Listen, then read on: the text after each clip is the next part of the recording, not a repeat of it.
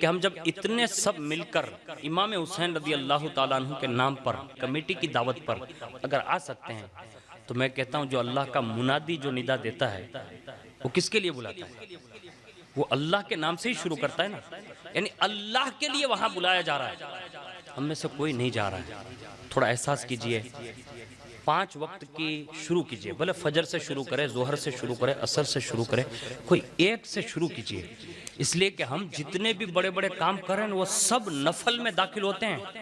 اس کو یاد رکھیے گا، اور جو فرض ہے نا وہ سب چھوڑے جا رہے ہیں، ہم سب چھوڑے جا رہے ہیں، اور اس حد تک ہم نے چھوڑ دیا کہ اب ہماری جمعہ کی جو نماز ہے نا وہ بھی لوگ بڑی مشکل سے خطبے میں بھی پہنچ رہے ہیں، اور آپ نے سن رکھا ہوگا کہ جب خطبہ شروع ہوتا ہے نا، یعنی ممبر پر جیسے خطیب بیٹھتا ہے تو وہ نام لکھنے والے فرشتے جو ہے نا وہ بھی بیٹھ جاتے ہیں۔ اب یہ جو بیٹھ جاتے ہیں نا اس میں لکھا ہے کہ رجسٹر بند کر لیتے ہیں، حقیقت میں فرشتے تو پہلے ہی بیٹھے ہوتے ہیں دروازے پر، لیکن جیسے ہی 70 آدمی مسجد میں اندر انٹر ہو جاتے ہیں نا، 70 آدمی، اس کے بعد فرشتے بھی صف میں آ جاتے ہیں، وہ دروازے پہ نہیں رہتے، وہ صف میں آ کے نام لکھتے ہیں۔ پتہ یہ چلا جب 70 کے بعد جو آتا ہوگا نا اب وہ دروازے والا نام نہیں ہے، وہ اندر والا نام ہے۔ اب آپ سوچ سکتے ہیں کہ آپ کس کیٹیگری میں جائیں گے، اور جیسے ممبر پر خطیب بیٹھ جائے گا فوری طور پر وہ چوپڑائی بند ہو جاتا ہے۔ اب یہ لوگوں میں مشہور ہے کہ 3 جمعہ جس کی جائے وہ مومن نہیں رہتا یا مسلمان نہیں رہتا۔ حدیث شریف یہ ہے کہ جو بندہ مسلسل 3 جمعہ ترک کر دے، یعنی 3 جمعہ کی نماز چھوڑ دے، تو فرمایا گیا کہ اللہ اس کے دل پر مہر کر دیتا ہے۔ اب دنیا کی کوئی بات اس کے دل پر اثر نہیں کر سکتی۔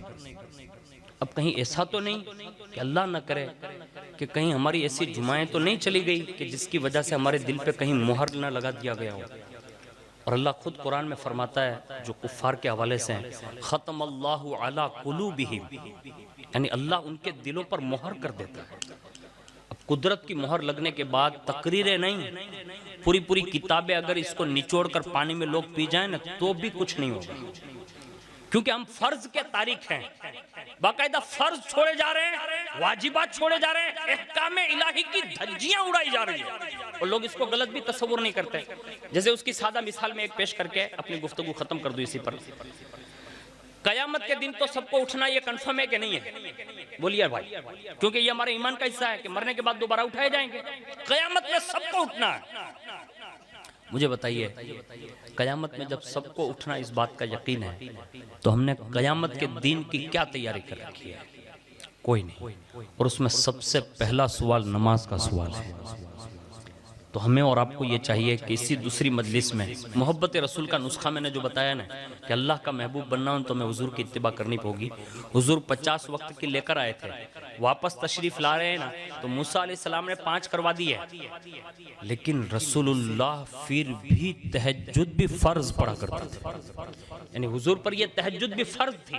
یعنی حضور 6 وقت کی فرض نماز پڑھتے تھے، اور نوافل تو اتنے پڑے امت کے نام پر اللہ کے لیے کہ مطلب پوری رات رو کر گزار دی، کوئی سجدوں میں، کوئی رکوع میں، کوئی قیام میں، صرف اس لیے کہ میری امت بخش دی جائے۔ میں کہتا ہوں جس نبی نے زندگی بھر رو کر اپنی آنکھوں سے اتنے آنسو بہائے، کیا ہم وہ حسینی ہیں کہ امام حسین کے نانا کو مسجد میں جا کر سجدہ کر کے ان کی آنکھوں کو ٹھنڈک نہیں پہنچا سکتے؟ میری آنکھیں اگر خراب ہو جائے نا، میں نے الیاس بھائی سے کئی بار دوائی لی ہے، آنکھوں میں اگر تکلیف ہو تو ٹپے ڈالتے ہیں تو میں ٹپے لے لیتا ہوں، تو میں کہتا ہوں میری آنکھ میں تکلیف ہو تو الیاس بھائی ہمدردی میں پیسے بھی نہیں لیتے، ہوتا ہے نا دوستانہ تعلقات ہیں، تو میں کہتا ہوں آپ اور ہم کون سے حسینی ہیں کہ جن کے نانا نے رو کر اپنی آنکھیں سجا دی، اور باقاعدہ صرف اس لیے کہ امت بخش دی جائے، کھانا پینا تک چھوڑ دیا، کئی مہینوں تک حضور نے صرف کھانا اس لیے نہیں کھایا کہ امت بخش دی جائے۔ ہم نے حضور کے لیے کیا کیا؟ ہم 5 وقت اپنی مسجد میں جا کر سجدہ ریز ہو کر حضور کو یہ بھی نہیں کہہ سکتے کہ ہم اللہ کی بارگاہ میں سجدہ ریز ہو کر یا رسول اللہ آپ کی آنکھوں کو ٹھنڈک پہنچا رہے ہیں، نہیں کہہ سکتے۔ کوشش کیجئے گا